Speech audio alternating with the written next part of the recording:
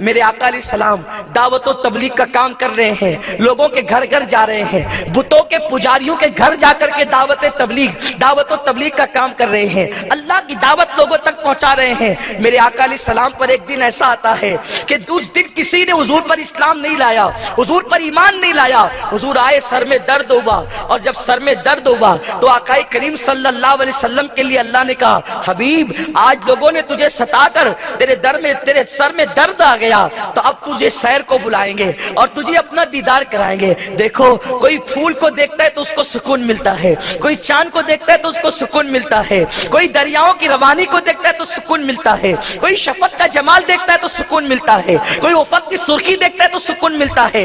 Tension میں آدمی ہے، شفق کا جمال دیکھا سکون مل گیا، افق کی سرخی دیکھا سکون مل گیا، گرتی آبشار دیکھا سکون مل گیا، مرغ کی آواز سنی سکون مل گیا، کھلتے ہوئی کلیاں دیکھی سکون مل گیا، چاند کی چاندنی دیکھی سکون مل گیا، سورج کی نکلتی ہوئی کرنیں دیکھی سکون مل گیا، بادلوں کی گھنگھرٹ دیکھی سکون مل گیا، گرتا ہوا ساون دیکھا سکون مل گیا، مور کا ناچ دیکھا سکون مل گیا، مور کا حسن دیکھا سکون مل گیا، کائنات کا حسن دیکھا سکون مل گیا۔ لیکن اب رسول اللہ بے چین ہوئے ہیں، تو جس کے گالوں کی سرخی کے صدقے میں شفق کو جمال ملا ہے، اب وہ شفق کو دیکھ کر کے سکون کیسے حاصل کر سکتے ہیں؟ ان کے لبوں کے صدقے میں جو ہے وہ گلاب کی پنکھڑیوں کو شعور نزاکت ملی ہے، اب وہ گلاب کو دیکھ کر کے سکون کیسے پا سکتے ہیں؟ وہ رات کی تاریکی دیکھ کر کے، رات کی ٹھنڈک دیکھ کر کے وہ سکون کیسے پا سکتے ہیں؟ اس لیے کہ جب ان کی زلفیں واللیل لہرائی ہے تو رات کو تاریکی کی خیرات مل گئی ہے۔ صبح کا سویرا دیکھ کر میرے نبی کو سکون کیسے مل سکتا ہے؟ اس لیے کہ چہرے والضحیٰ سے جب زلفیں اٹھ کر کے سوری ہے تو صبح کو چمکنے کا شعور نصیب ہوا ہے۔ حضور صبح کو دیکھ کر کے کیسے سکون پاتے؟ تو سب کو حسن تو ملا مصطفیٰ کے صدقے میں، تو اے محبوب سب تجھے دیکھ کر سکون پاتے ہیں، لیکن اب تو بے چین ہوا ہے تو تو مجھے آ کر کے دیکھ لے تاکہ تیرے دل کو سکون مل جائے۔ نعرہ تکبیر۔ بے حجابانہ چلے آئیے، پردہ کیا ہے؟ بے حجابانہ چلے آئیے، محبوب کو بے پردہ بلایا جا رہا ہے۔ اللہ اکبر۔ اور میرے آقا علیہ السلام کو سیر کرائی جا رہی ہے، لیکن اللہ یہ سیر کرائی بھی گئی تو کب؟ قرآن کہتا ہے لیلا، رات کو۔ اللہ دن کو کیوں نہیں؟ دن کو اگر سیر ہو جاتی تو اتنے جھگڑے ہی نہیں ہوتے امت میں۔ لوگ بیان کرتے، مومن کافر سب بیان کرتے، ہم نے حضور کو جاتے دیکھا آتے دیکھا، قصر دنا تک کس کی رسائی، جاتے یہ ہیں آتے ہیں۔ رات کو کیوں کرائی؟ رات کو اس لیے کرائی، ایک راز رات کا یہ ہے کہ محبوب و محب سے ملنے کا وقت دن کو نہیں بلکہ رات کو ہوتا ہے، اور رات کو ملنے میں جو مزے آتے ہیں پھر وہ بیان سے باہر ہے۔ راز خلوت جانا لب پہ آ نہیں سکتے، انسان کی کیفیت یہ ہوتی ہے۔ تو رات کو ایک بات یہ ہے کہ محبوب سے ملنے کا وقت رات کو ہوتا ہے، ایک۔ دوسری بات یہ ہے کہ رات سکون والی ہوتی، پرسکون ہوتی، اس میں کوئی خلل نہیں ہوتا۔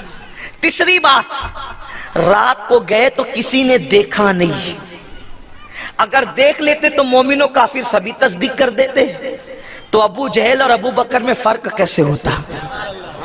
کسی کو زندیق بھی بتانا تھا، کسی کو صدیق بھی بتانا تھا، اس لیے رات کو لے گیا، اور بہت تھوڑے سے حصے میں لے گیا، بہت مختصر سے حصے۔ کتنا مختصر پتہ ہے؟ کتنا مختصر۔ حضور کہتے ہیں جب میں واپس آیا نا، بستر بھی گرم تھا، اور جو دروازہ کھولا تھا وہ زنجیر بھی ہل رہی تھی، اور وضو کیا جو غسل کیا تھا وہ پانی بھی بہہ رہا تھا۔ دیکھو آدمی اگر بستر پہ لیٹا ہو نا، اب میں اپنے جوانوں کے لیے خاص ایک سائنسی نکتہ بھی یہاں بیان کرنا چاہتا ہوں۔ بستر پہ لیٹا ہو، اٹھنے پہ چند سیکنڈ گزریں گے تو کیا ہوگا؟ بستر ٹھنڈا ہو جائے۔ بدن کی گرمی کب تک رہے گی بستر پہ؟ فوراً ٹھنڈا ہوتا ہے۔ اور زنجیر کتنے بھی جھٹکے سے کھولو یار، بچہ بھی اگر کھولے نا جھٹکے سے 1 منٹ سے زیادہ نہیں ہلتی، لیکن حضور کا تو ہر کام نزاکت کے ساتھ ہوا کرتا، وقار کے ساتھ ہوا کرتا تھا۔ حضور نے جو دروازہ کھولا اس کی زنجیر اتنی دیر تک کیسے ہل رہی ہے؟ اور پھر پانی بہت زیادہ دریا ہے تو 24 گھنٹے بہے گا، لیکن وہ بھی چند مہینوں میں خشک ہو جاتا ہے، تو آخر غسل کا پانی اتنا کیسے آ گیا تھا کہ وہ بہہ رہا تھا؟ دراصل فلسفہ یہ ہے، امام اہل سنت اعلی حضرت نے اس کو بہت آسانی سے سمجھایا۔ یہ زنجیر کیوں ہل رہی تھی؟ حالانکہ حضور کتنی لیٹ واپس آئے، کتنی دیر کے بعد آئے، 12 سے زیادہ مقام پر تو حضور نے 2 رکعت نفل نمازیں پڑھی ہے۔ اگر ایک رکعت کو 1 منٹ بھی لے لیں تو 12 منٹ تو یوں ہی ہو گئے۔ پھر اس کے بعد وہ 12 منٹ نہیں، پھر مسجد حرام سے مسجد اقصیٰ تک گئے، 1 مہینے کا فاصلہ ہے۔ پھر اس کے بعد چلے وہ پلک جھپکتے طے ہو گیا، لیکن وہاں بھی دنیا کو دیکھا، عیسائی مبلغ کو دیکھا، یہودی، واقعات نہیں بیان کر رہا ہوں، صرف اشارے دے رہا ہوں۔ تھوڑا سا ٹائم ذرا گنتے ہیں معراج کا، یار جب بیان کرنے میں اتنا ٹائم لگتا ہے تو جاننے آنے میں کتنا ٹائم لگا ہوگا۔ جس کام کو کرنے میں جتنا ٹائم لگتا ہے بیان کرنے میں اتنا ٹائم نہیں لگتا۔ جیسے اگر میں کہوں کہ مجھے مالیگاؤں جانا ہے، اور ٹھیک ہے سید صاحب پروگرام ختم ہوگا، کار میں بیٹھے مالیگاؤں پہنچ گئے، آپ نے تو مجھے 2 سیکنڈ میں مالیگاؤں پہنچا دیا، لیکن مجھے پتا ہے نا مالیگاؤں جانے میں کتنا ٹائم لگے گا۔ یہی تو بات ہے۔ لیکن حضور کی معراج بیان کرنے میں اتنا ٹائم لوگ لگا دیتے ہیں۔ مجھ جیسا طالب علم اگر مجھے تو کم سے کم جو ہے وہ 4-5 گھنٹے تو چاہیے، کم سے کم چاہیے۔ معراج شریف طالب علم ہوں، لیکن جو علماء ہوں گے وہ کتنا بیان کریں گے، اور کیا کیا بیان، اور پھر صوفیہ کیا بیان کریں گے، پھر خواص کیا بیان کریں گے، اور پھر حضور کیا بیان کریں گے، صدیق کیا بیان کریں گے۔ یہ سب جو جتنا قریب ہوگا وہ اتنا زیادہ بیان کرے گا۔ تو حضور علیہ السلام مسجد اقصیٰ پہنچے، پھر وہاں پر میزبانی ہوئی، دودھ شہد پانی پیش کیا گیا، حضور نے دودھ پیا۔ پھر اس کے بعد وہاں گئے، جبریل علیہ السلام نے براق لے کر کے باندھا، پھر اس کے بعد وہاں نماز پڑھائی، پھر 1,24,000 انبیاء کی تقریریں ہوئی وہاں پر۔ کتنے انبیاء کی؟ کم و بیش 1,24,000 انبیاء کی تقریریں ہوئی۔ ایک ایک کو 2 منٹ دے جائے تو کتنے لاکھ منٹ ہو گئے۔ میں تو بہت کم پڑھا لکھا آدمی ہوں، آپ جانتے کتنا ہوا۔ آدم نے تقریر کی، حضرت شیش نے تقریر کی، حضرت نوح نے تقریر کی، حضرت موسیٰ نے کی، حضرت عیسیٰ نے کی، حضرت داؤد نے کی، خطیب الانبیاء حضرت شعیب نے کی۔ بولو کتنی تقریریں ہوئی۔ ارے یہاں 2 مقرروں میں پوری رات چلی جاتی ہے، اور وہ بھی مقرر کون ہے؟ امتی مقرروں کا یہ حال ہے۔ تو وہاں تو مقرر امتی نہیں بلکہ انبیاء مقرر تھے، ایک سے ایک زبان دان تھے۔ 1,24,000 انبیاء نے تقریریں کی، اور آخری میں سید الانبیاء کی باری آ گئی، امام الانبیاء کی باری آ گئی۔ بولو وہاں اتنی ساری تقریریں ہوئی۔ پھر اس کے بعد حضور علیہ السلام وہاں سے نکلے، پھر آسمان پر گئے، پہلے آسمان کی سیر کی، پھر دوسرے آسمان پہ گئے، پھر دوسرے آسمان کی سیر کی، پھر تیسرے آسمان پہ گئے، تیسرے آسمان کی سیر کی، پھر وہاں بھی انبیاء ملے۔ پہلے آسمان پہ آدم علیہ السلام، دوسرے آسمان پر حضرت سیدنا عیسیٰ علیہ السلام، اسی طریقے سے، اور تیسرے پہ حضرت یوسف علیہ السلام، پھر اسی طرح سے حضرت چوتھے پہ ہارون علیہ السلام، اسی طرح سے حضرت جو ہے وہ 5ویں پر اور 6ٹھے پر اور 7ویں پر انبیاء سے ملاقات ہوتی چلی گئی۔ پھر اس طریقے سے اور اوپر جاتے رہے، پھر عرش پر گئے، پھر عرش پر فرشتوں سے ملاقات ہوئی، سارے فرشتوں نے ملاقات کی۔ پھر اس کے بعد میرے آقا علیہ السلام لامکاں پر گئے، اور لامکاں کہاں؟ جہاں جگہ دوئی کی نہیں ہے۔ پھر حضور لامکاں گئے، پھر اللہ کے قرب میں پہنچے۔ فَأَوْحَى إِلَىٰ عَبْدِهِ مَا أَوْحَىٰ، اللہ نے محبوب سے باتیں کی، بلکہ حضور نے ایک بات بتائی ہے، ایک بات بتائی کہ 70,000 مرتبہ اللہ نے مجھ سے کہا مانگو کیا مانگتے ہو۔ اب بتاؤ 70,000 بار یہ کہنا مانگو کیا مانگتے ہو، مانگو کیا مانگتے ہو، آپ مجھے بتائیے کہ اس کے لیے کتنا وقت درکار ہے۔ حالانکہ ہم اللہ رب العزت کا کلام اور اس کی ذات کو زمان و مکان میں قید کرنے کے عقیدہ نہیں رکھنے والے لوگ ہیں۔ اللہ کی ذات و صفات زمان و مکان سے پاک ہے، لیکن آپ سے پوچھنا چاہتا ہوں، پھر حضور جنت کی سیر کی، جہنم کا مشاہدہ کیا، جہنم کے اندر دیکھا کہ ایک زانی کو کیا سزا مل رہی ہے، بے نمازی کو کیا سزا مل رہی ہے، بے پردہ عورتوں کو سزا کیا مل رہی ہے، غیبت کرنے والوں کو سزا کیا مل رہی ہے، ماں کے ساتھ بدسلوکی کرنے والوں کو سزا کیا مل رہی ہے، لوگوں کو گالی دینے والوں کو سزا کیا مل رہی ہے، سود کھانے والوں کو سزا کیا مل رہی ہے۔ سب کے عذاب دیکھے، پھر جنت میں دیکھے، اس کا محل ایسا، اس کا محل ایسا، باوضو رہنے والوں کا محل کیسا، کثرت سے تہجد پڑھنے والوں کا محل کیسا، نفل روزے رکھنے والوں کا محل کیسا، یعنی سب کچھ ہو رہا ہے۔ اب بتاؤ کتنا ٹائم لگا، اور حضور صادق النبی، صادق الوعد الامین، صادق و مصدوق نبی کہتے ہیں، سچے سچے نبی کہتے ہیں، جن کے سچا ہونے کی گواہی ان کے دشمن بھی دیتے ہیں۔ وہ نبی کہتے ہیں واپس آیا تو بستر بھی گرم تھا، زنجیر بھی ہل رہی تھی. ارے میری جتنی باتیں معراج پہ صرف اشاروں میں ہوئی ہے وہ بھی بہت 1% بھی نہیں.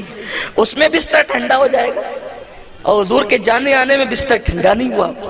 تو لوگ عقل کا گھوڑا دوڑا کے کہنے لگے یار یہ صرف شاعری ہے کوئی حقیقت نہیں ہے.